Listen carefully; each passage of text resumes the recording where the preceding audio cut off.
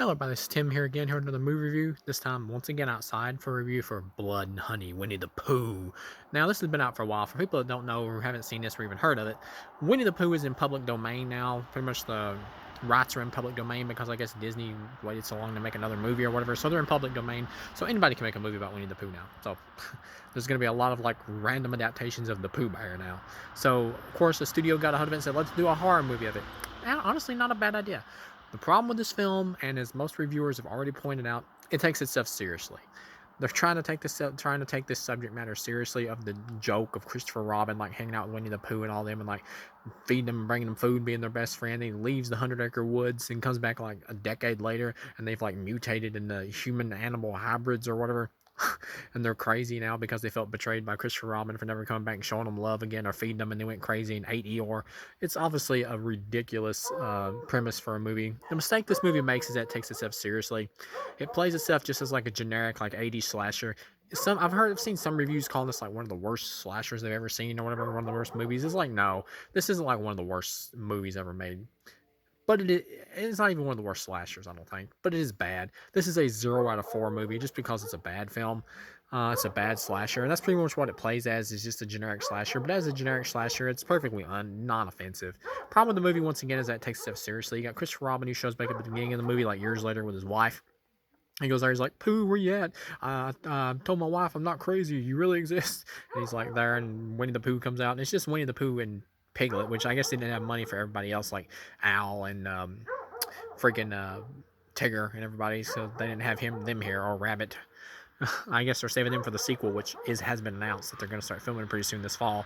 And so they show up there, they kill his wife, and they like take him hostage, they're like whipping him in the back and everything, and whipping him in the back because whatever. I did get like a funny laugh though when like Pooh's like starting to have like reminisce about like the past and everything, and he's having flashbacks about when he was like younger with little Christopher Robin as a kid, and Christopher Robin was like looking at him like, you bear, we'll grow old together, we're best friends forever. That shit was pretty funny. But the problem with this movie, once again, is that it plays itself 100% seriously, like Jason Voorhees in a Pooh mask. And of course, the masks are for Piglet and Pooh. They're just like masks two big dudes are wearing. They look really weak, really cheap. But this is a cheap movie. Some of the kills have a little bit of CGI blood, which does look off. Some of the kills, like when the chick gets her head run over, and some other stuff. There is some good practical gore, like when this chick gets like a knife through her mouth and goes all the way at the end and pins her to a tree. Some good practical gore. The movie does kind of start to feel like it was just kind of like a skit or something that you would see on like Funny or Die as a joke about killer Winnie the Pooh characters, and that it just kind of like throws in stuff for filler that's just kind of stretched out. Like there's moments in the movie where Pooh and Piglet like randomly take people hostage, like to take back to their camp and like whip or something for no reason, or set up to torture. We never really found out what they're going to do with them. Just bring them back to torture them, and it's just deliberately so the movie can be extended more, so the other characters will have to come after them. And it's like during the climax, why didn't they just kill her and just keep hunting other characters? And they never explain.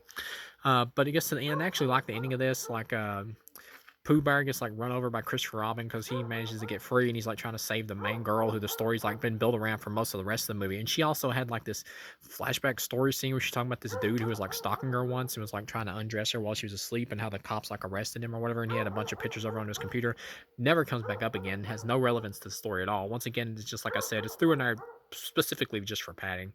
There could have been more boobs in this movie. There is a little bit, but there could have been more in here just for entertainment purposes. And this movie should have played itself up as like an over-the-top B movie, just as a horror comedy. And it would have worked if it would have done that. If the gore would have been like over-the-top, like Pooh ripping heads off like a gallon of blood shooting out of the top or something. Maybe they didn't have money for that. I still feel like they could have just made the kills over the top and just played this as an absolute joke. And that would have been the right way to go, because it would have been funny that way. I think the filmmakers are hoping that if they play it like as a serious slasher, you'll just laugh at it for just being stupid.